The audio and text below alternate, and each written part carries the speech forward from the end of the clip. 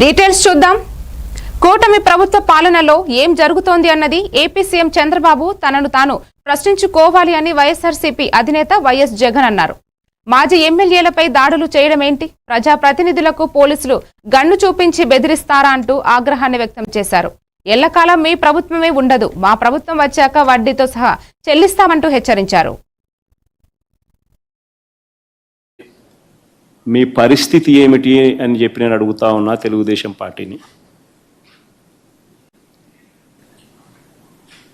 చంద్రబాబు నాయుడు గారు వేసిన విత్తనం, తప్పుడు విత్తనం చెట్టు అవుతుంది. తప్పుడు సాంప్రదాయంగా మానకపోతే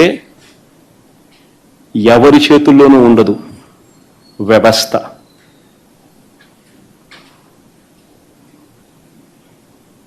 చాలా అంటే చాలా తప్పు చేస్తా ఉన్నాడు చంద్రబాబు నాయుడు.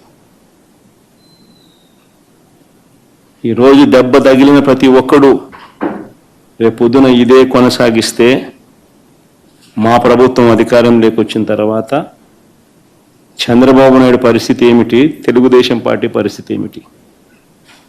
ఎల్లకాలం ఇవే రోజులు ఉండవు. ఈరోజు పైన మీరున్నారు, మళ్ళా 4 ఏళ్లకు 3 ఏళ్లకు కిందికి మీరు వస్తారు, మేము పైకి పోతాం.